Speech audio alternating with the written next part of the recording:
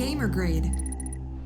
What is up guys, as usual it's Jay, this time bringing you a walkthrough video with in-depth commentary, revealing the easiest and quickest way to complete No Time to Mourn from the Ghost Survivors DLC. If that sounds good to you, then make sure to punch that thumbs up real good. Okay guys, the first thing you're going to want to do is combine the high grade gunpowder with the large gunpowder to make shotgun shells. Then discard the standard gunpowder to free up 3 inventory slots. The only 2 items you'll be picking up throughout this entire run are the flash grenade and the spark shot. So freeing up the 3 spaces now required for both items will save any messing around later. Equip the handgun and exit the gun shop. Run past all the zombies in the first area using the path shown here, which seems to be the quickest and safest route.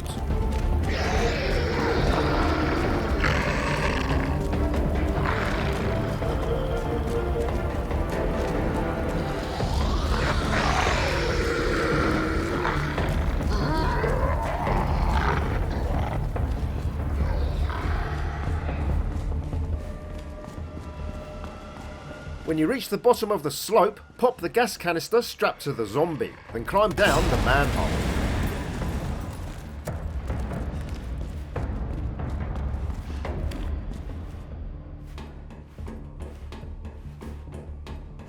When you reach the next area, you don't want to go too far across the bridge, as this will trigger a licker. Before doing this, you'll want to first shoot the gas canister zombie in the leg to get him to walk toward you. Then pop the second zombie standing in the distance to also trigger his advance. Then keep popping the gas canister zombie in the leg until he drops, at which point run past him to the other side. This will then trigger the licker.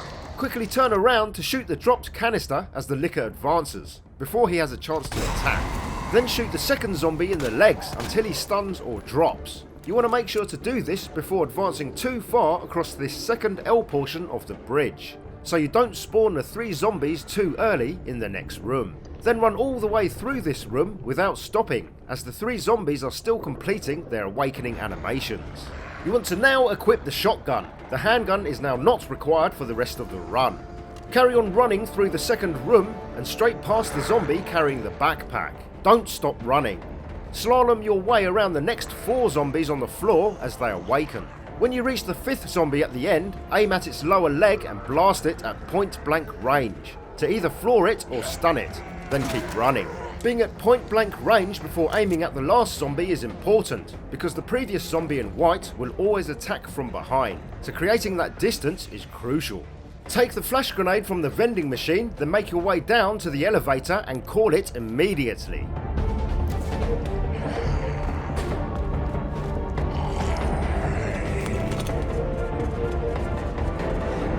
This will trigger the awakening of all the zombies in the room. Stay facing the elevator doors and keep pushing forward. The doors will open just in time. Don't worry about the zombies following you, as the elevator is a safe zone, so they can't enter, allowing you to take a deep breath and calmly press that descend button.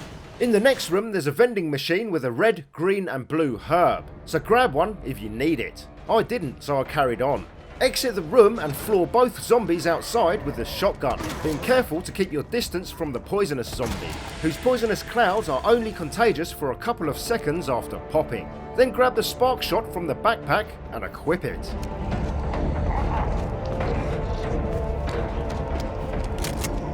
Run through the door at the end of the walkway and hit the elevator switch as soon as you enter the room. Then step back and keep track of the lone zombie behind the table. Simply avoid him until the elevator arrives. Go down the elevator and drop down into the sewer.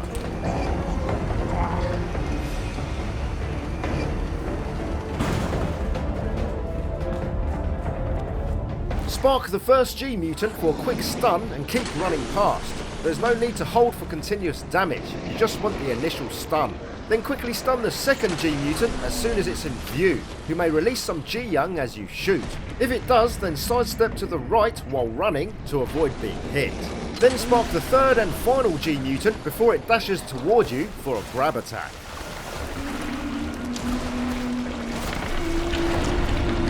Now equip the shotgun and blast one of the Ivy's growths to stun it. Then run past, up the stairs, through the door, and up the ladder leading to the cable car control room.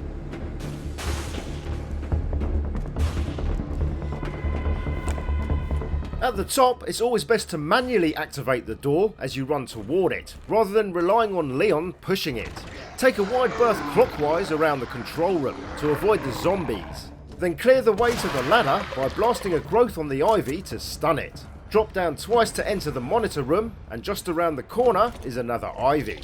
Stun it and run straight past.